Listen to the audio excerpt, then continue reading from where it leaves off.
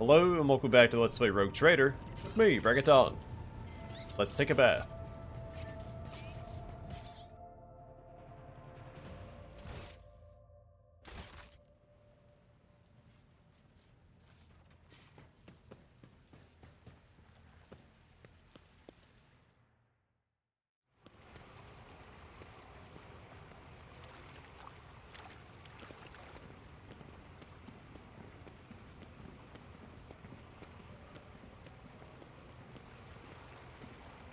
I mean, the bath is pretty cool, but I feel like I couldn't relax in a bath with all these people watching me. Now granted, I'm also not incomprehensibly wealthy, so maybe once my bank account reaches a certain point, it'll change? But I'm not at that point yet. The soothing water caresses your senses, and your grateful muscles welcome the chance to rest. A pleasant languor spreads through your body as you allow yourself a moment of quiet relaxation. Address the Master of Ablutions. I wish to see someone from my retinue. Which of them would you like me to summon, your lordship? Abelard. I simply cannot bathe without my loyal seneschal. At once. Abelard claps his hands together in a businesslike manner, and there's an ominous glint in his unaugmented eye. Lord Captain, what a fortunate rarity to find you at leisure. Since you have nothing else to occupy your time, I'll give you a lecture on the history of House von Valancius. I'd not be doing my duty if I did not start from the beginning. Wait, why do I have to listen to a lecture? You're the new head of this dynasty. It is unacceptable for a rogue trader to be ignorant of their origins. I promise that I'll study the history of the dynasty in my spare time. I'm afraid you will not have much time to spare from your duties. Lady Theodora made a similar promise, and I made the mistake of believing her. We never had the chance to speak on the matter again. We should make the most of this opportunity. I already know the dynasty's history. Indeed. Well, in that case, it should not be difficult for you to name the dynasty's founder. Uh-oh. So, what I don't like about some of these checks is that some questions, if you don't pass the check, the answer doesn't pop up here at all. Evidently, your knowledge of the dynasty's history is not as extensive as you thought. No one knows the name of the dynasty's founder. It has vanished into the darkness of the ages. You are correct. Oh, well, this time it actually showed up. Well, Lord Captain, you've convinced me. However, I would implore you to seek my assistance should you ever wish to refresh your memory. If you will permit me, I'll return to my post, Lord Captain. You're alone once more. The Master of Ablution stands by at the ready, patiently awaiting your command. Address the enforcers. You two, get in here. I require company and pleasant conversation. The enforcers exchange a puzzled glance. Do you mean us, your lordship? There is no need to be shy. Relax with me for a moment. Orders received, your lordship. We'll commence relaxation immediately. The enforcers are lean and muscular. They sit down awkwardly in the bathtub, slowly fighting the urge to stand at attention. What would you like to talk about, your lordship? We await your orders. You seem tense. Your orders are to enjoy some of this food in Amasek.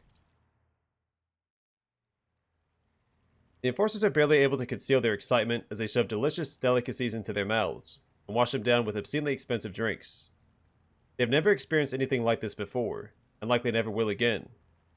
It is a feast they will not soon forget, a story they will tell to their grandchildren someday. Tell me about yourselves. Do you have any other responsibilities besides guarding these chambers? For hundreds of years, our clan has been responsible for ensuring the rogue trader's safety during times of leisure and relaxation. The enforcer's voice is filled with pride. I guard the bath chamber, just as my grandmother did before me. She trained me herself and instructed me in my duties. This bath chamber can be more dangerous than a battlefield sometimes. You can slip on a wet tile, you can choke and drown. If the water is too hot, you can burn yourself, and if it's too cold, you can freeze.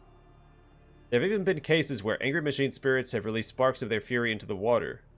And of course, there have been numerous assassination attempts, and... The woman stops abruptly as the other enforcer loudly clears his throat. It is reassuring to know my enforcers are prepared for anything. We live to serve your lordship. We'll keep you safe. What do enforcers do in their free time? When we're off duty, we train, maintain our equipment, and pray at regulation-approved intervals. If we do have some time to ourselves, we might play some Tantolo. Not familiar with that. And Bran over here carves things out of soap scraps. He nods at her partner. Though for the most part, we barely get enough time for rest, let alone for leisure. I pass Bran a piece of soap and a knife. I demand a demonstration, Bran. The enforcer looks slightly flustered, but he quickly gets to work. After a little while, he presents you with a bust of the Emperor, about half the size of your palm. The Emperor's visage has been recreated with incredible precision and attention to detail. The small carving surpasses the work of many a skilled sculptor.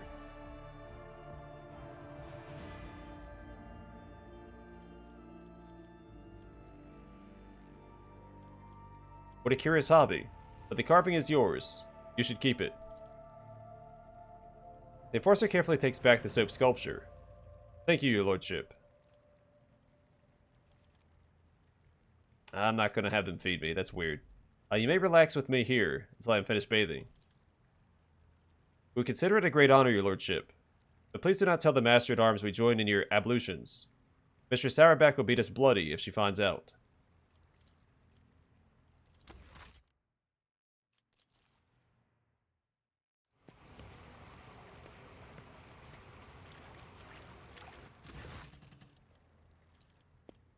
Alright, Adira.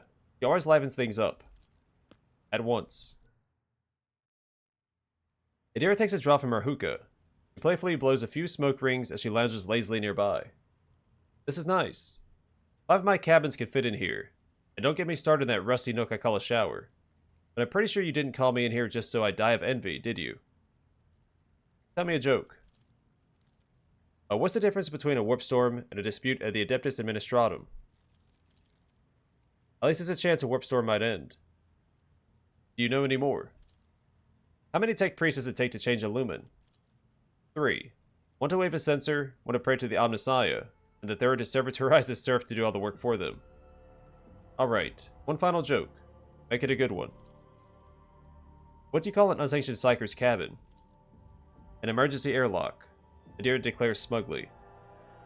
What are you smoking over there? Just a mix of low and obscura. Got a kick to it. Not enough to knock you out, but just enough to help you relax and distract yourself from your worries. No, don't do that. That will be all. You may leave. Derek gets up reluctantly. Have a nice soak, Lord Captain.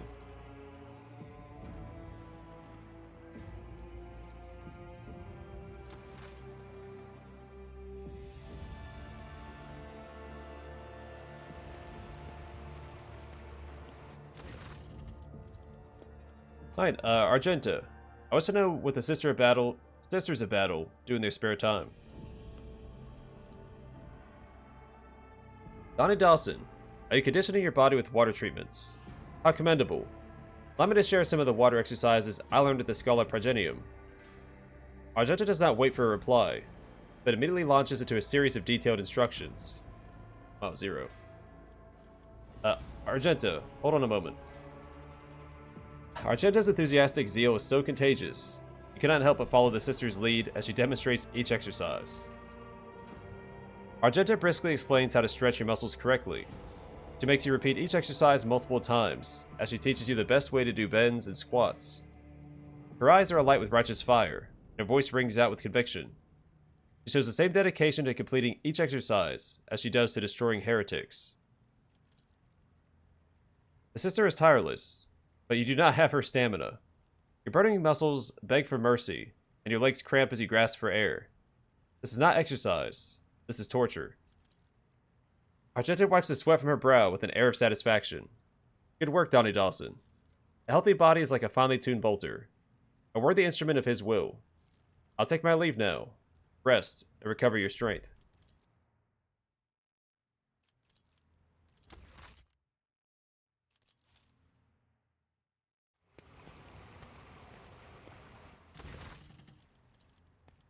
Cassia. I want her to paint my portrait. Lord Captain, It's most improper for us to be conversing in your bath chamber. And I cannot believe you wish me to paint a picture of you, disrobed. I cannot. It is scandalous. It goes beyond every standard of decency.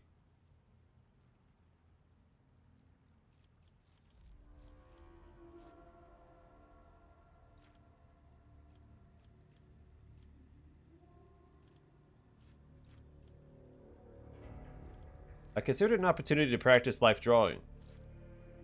Personally, I prefer still life and landscapes. However, I appreciate your concern for my artistic education. It is a proud aristocratic tradition. Was it not customary on your station? I regret to say such traditions never made it to Urok 5. I'm sure painting a portrait is a worthy artistic endeavor, but it is not one I am experienced enough to attempt. Even to tell me that my body is more hideous than all the horrors of the warp. After all, you do not shy away from painting them. No, that is not it at all. I simply understand the warp. It is familiar to me, unlike human anatomy. She sighs. Donnie Dawson, although I find your request entirely inappropriate and am baffled by your current conduct, the truth is, I've never painted anyone before. If you insist on my company, I'll paint something of my own choosing, but I will not paint you. Cassia picks up her brush. Although the two of you spend the next half hour engaged in small talk, never once looks up from her canvas. A fascinating painting of a void ship, supposedly. A painting by Lady Cassia. If you look at it closely from different angles and use your imagination, you might just be able to detect a resemblance to your ship. And if not, you can always nod your head wisely and pretend to understand that what the artist is trying to convey. This is how I see your ship. The emotions of the crew, the void beyond the stained glass, the bustle and noise of the bridge, and my own experiences here. The canvas is a whirlwind of different colors. The colors give form to a variety of abstract images and shapes.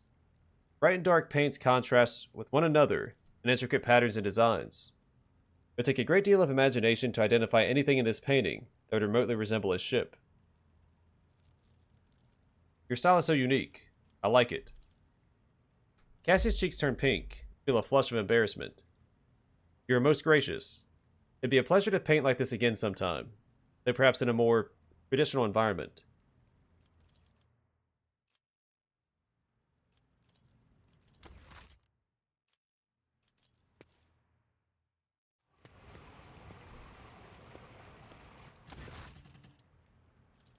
Alright, Hinrix, you'll keep me entertained. Donnie Dawson, is this a matter of terrible urgency or... An exasperated expression crosses Heinrich's face when he sees you relaxing in the water. Or did you simply call me here for your own amusement? On second thought, don't answer. I think I've assessed the situation for myself. I suppose you desire entertainment. Very well. I'll give you something to occupy your time. A simple game of intellect that is often played in our conclave. I'll give you a fact about my life. You have to discern whether it is a truth or a lie. Shall we begin? I betrayed my family and caused the death of innocent people, and I was never held accountable for my actions. You cannot read anything in the interrogator's impassive face. I review your assumptions. You do not know of any facts that would either confirm or disprove Heinrich's assertion. He did kill his relative, so truth. Heinrich chuckles dryly. Truth, and a lie at the same time. Yes, the description is factually accurate. Yet context lends a different flavor to the events. I once belonged to a house of Imperial Knight pilots. My younger sisters wanted a coat of arms like the ones that adorned the hulls of our mighty machines. So one day, I stole the cutter, and used it to remove a coat of arms from my uncle's knight. There was a scandal the next morning. Someone had defaced a sacred machine inside our residence. I was soon discovered. My uncle, kind as always, named me a traitor to the family and demanded my execution. In the end, however, I was merely reprimanded, and the guards in charge of watching the night were executed instead. I hope you've enjoyed our game together, Donnie Dawson, but now I must return to my duties.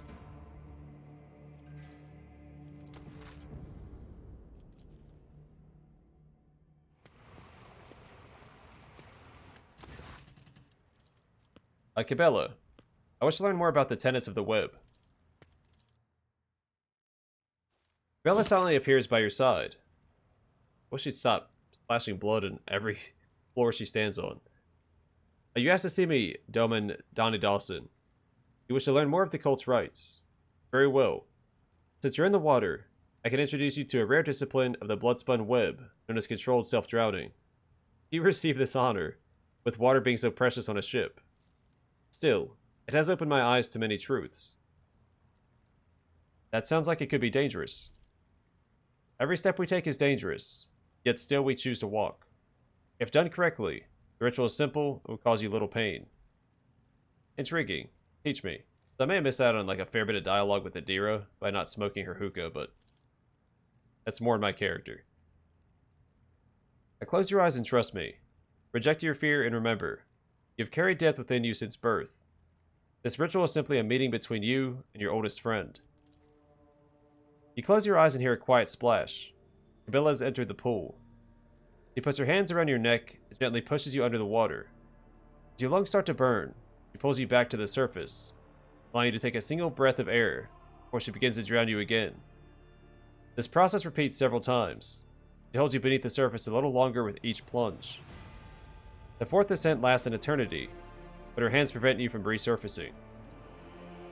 Panic engulfs you as you empty your as your empty lungs burn. Your body thrashes, stubborn in its refusal to die. They push you away to the surface and gasp hungrily for air. I had a pretty good chance of passing that. You're unprepared for this discipline, Doman Donnie Dawson. Breathe. For the life beating in your veins. Rest.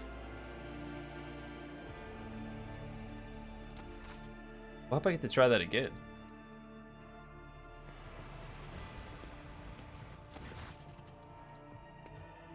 Pascal. I wish to see my engine seer.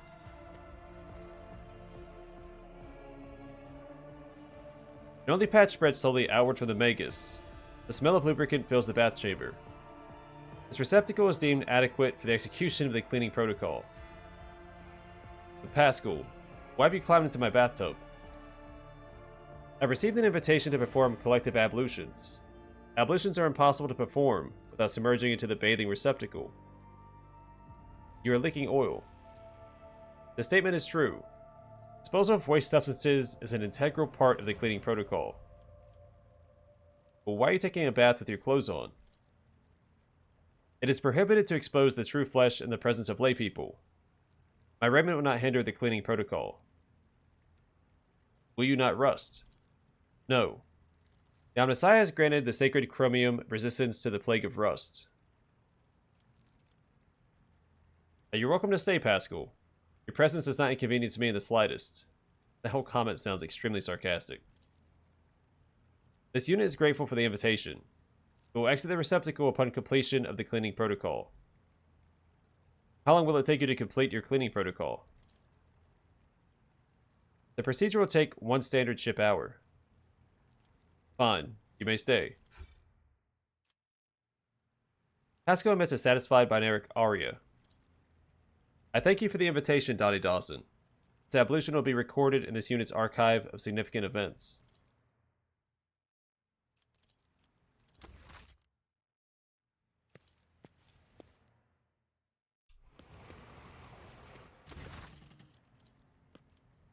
I have changed my mind. Of course, your lordship. A busy day for the Master of Ablutions.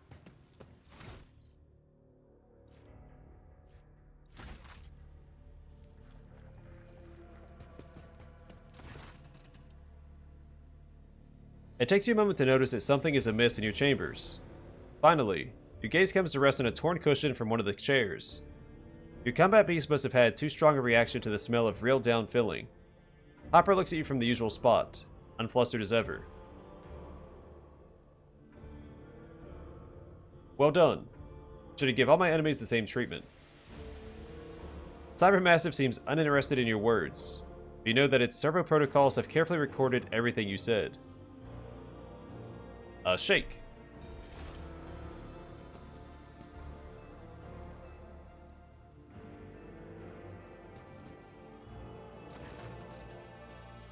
Hopper looks at you expectantly.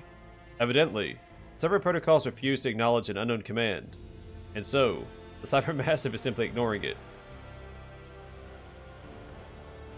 Alright, I throw your glove. Get it, Hopper. The dog's attention instantly focuses on the thrown object. A moment later, Hopper leaps and snatches it from the air. Even before the metal legs hit the floor, your glove is reduced to tiny shreds. A transparent reminder that the Cybermassive takes every command extremely seriously. You're my most loyal friend, Hopper. Hopper's red visors turn to you. You know full well that a Cybermassive is an instrument of his will, not a comrade. Nevertheless, just as one can grow fond of one's trusted bolter, so can an instrument be shown sympathy. Pet the dog. Hopper remains cold and impassive, as if you touched an inanimate slab of metal. Only the slight twitch of the Cybermassive's tail indicates that your affection has been acknowledged and appreciated. Test the server protocols. Training time, Hopper. You take some time to learn how Hopper executes basic commands. The Cybermassive follows your exact instructions, leaving you convinced that the servo protocols are working correctly. Yet there is a small deviation from the norm. The dog's tail keeps wagging, as if Hopper were pleased to be spending time with you. Hopper, patrol. Upon receiving your command, Hopper leaps onto all fours with a low growl and runs out of your chambers. Hopper is gone for a long time. Meanwhile, the open Vox line reports several incidents on one of the middle decks, mostly involving obscura dealers and smugglers who have suddenly let themselves be exposed. The Vox is still talking about how the enforcers are in the process of apprehending the criminals, when Hopper crosses the threshold of your quarters and walks back over to you. Neat. Glad I clicked on him, because I honestly didn't think we could converse with him. But I was wondering where he went, because when I walked in there, he stopped following us to the bath. I assumed he couldn't get in the bath with us.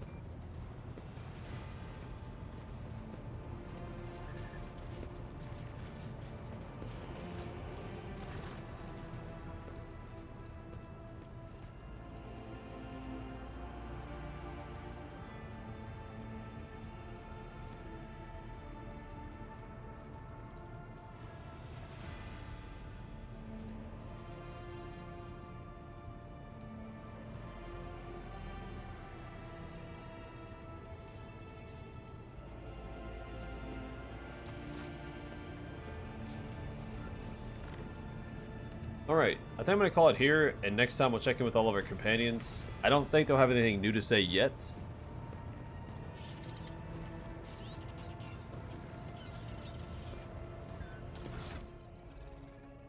And I do need to clear all this out at some point as well.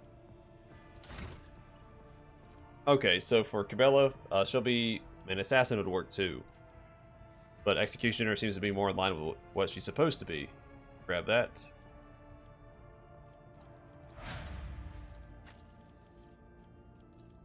Pascal will be an Overseer, but he'll have the Service Skull Swarm proficiency. So Extrapolation. Whenever the Overseer uses non-attacking single-target abilities, except Psychic Powers, Navigator abilities, and those granting extra turns, on the Service Skull Swarm, it applies to all relevant targets, allies or enemies, in a 4-cell radius around it, having no effect on the Service Skull Swarm itself. The Overseer uses an ability granting an extra turn to an ally in that area, except Finest Hour. The closest ally to the initial target also gains an extra turn. Enemies in a 4-cell radius around the Servo Skull Swarm are under surveillance. Servo Skull Swarm is a versatile support tool that enhances the Overseer's combat capabilities.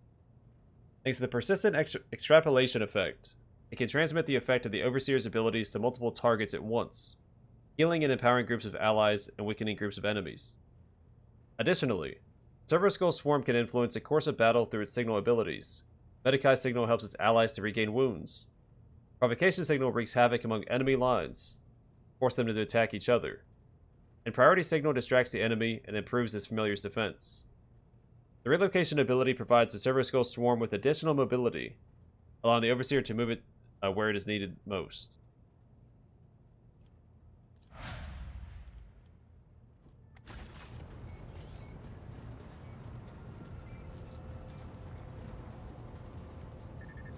Alright, so next time we'll check in with all of the NPCs on the bridge, and we'll, and companions, and go from there.